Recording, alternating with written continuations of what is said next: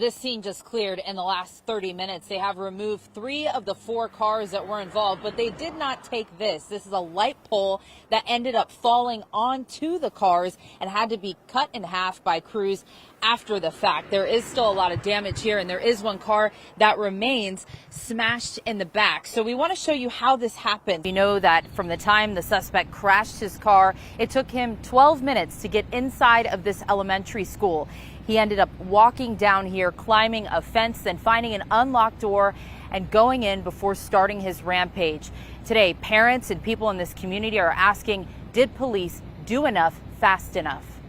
The suspect decided to use a cardboard box, and this is the actual box used. He probably found it in the back of the store because it's used for butter.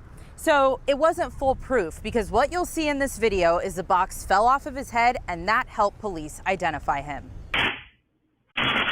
This guy is using an old-fashioned cardboard box to conceal his identity during a smash and grab. We're in the parking lot of an apartment complex in Fort Myers Beach. There are a lot of cars, and most of them are marked with this orange tape.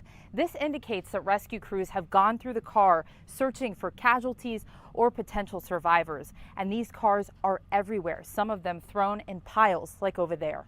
Police making that admission that they believe they made the wrong decision in not breaching that door immediately. It was an on-scene commander that said they needed more tactical equipment to go in. That decision made despite children in those rooms making 911 calls for help. And it is extremely troubling. The sheriff says this man has been on their radar for close to a decade. He's accused of sacrificing several animals at the MSD Memorial site tonight. He's in jail, and the sheriff wants him to stay there. Crime specialist Bridget Matter is live in West Miami-Dade with the details on this. Bridget. Well, police note in their report that this was reckless and negligent. They say as many as 14 rounds were shot into the air on the highway. Now that suspect is spending the night in jail. As a green Lamborghini races down the Palmetto Expressway, topping speeds of 105 miles per hour, gunfire erupts from the passenger's side. It happened early Friday morning. The now viral video shared on Instagram eventually made its way to police.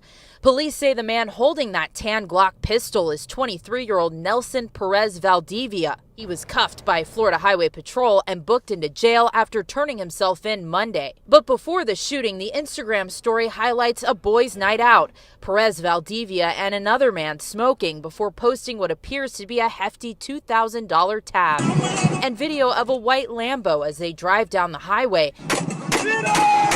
Then the hail of gunfire, 14 rounds into the air before the bullets run out. The suspect and driver laughing throughout. Investigators say the suspect's tattoos and Instagram handle were clues that helped make an identification. Perez Valdivia faces serious charges, including 14 counts of discharging a firearm from a vehicle. Police also say this incident happened while the suspect was on bond on an unrelated weapons charge. He's staying the night in jail, at least for tonight, on no bond. For now, we're live in West Miami-Dade. Thomas Raynard James has spent the last 32 years of his life in prison. It's like living a nightmare. And for the last 30-some years, I've been trying to wake up from it. He was 23 when he was arrested and convicted for the murder of Francis McKinnon in 1990. The murder happened when 2 men burst into McKinnon's Coconut Grove apartment to rob the place. Eventually, McKinnon was shot. Soon, anonymous tips began pouring in that a Thomas James and a man nicknamed Dog Williams was responsible for the murder. 7 months later, police arrested Thomas James on an unrelated warrant before charging him with murder. James had been in trouble before, dabbling in drug sales, but in this case, he professed his innocence from the beginning. You will, till the end of time, say you are an innocent man. Yeah, the facts say I'm innocent. Not only I say it, the facts say it. So, yeah. I go to my grave with that. According to James and his lawyer, Natalie Figures, the facts are this is a case of mistaken identity. I'm 1,000% sure that my client is innocent. McKinnon's stepdaughter, who was also in the apartment during the robbery, identified James in a lineup. During James' trial, she was the state's star witness. Her testimony, she explained vividly that she saw my client aim at her father and shoot her father in the head. Years into James' incarceration, he would make a shocking discovery. There's another Thomas James from Miami who goes by Tommy with strikingly similar features.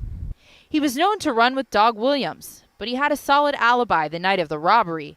Tommy James was already in jail that night. The person that they was referring to was somebody that had the same name as me. Figures in James say witnesses thought Tommy was the other suspect. After finding out he was in jail, they came across Thomas Raynard James, eventually charging him with murder.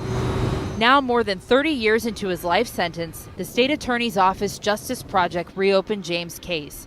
And that star witness, Figures says she plans to issue a news statement that James was not the person who killed her stepfather. She wants to do the right thing and not take this to her grave because she knows she made a mistake.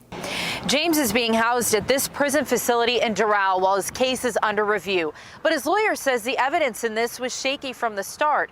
There's no DNA evidence linking James to the crime scene, and the 9 prints lifted don't match him either.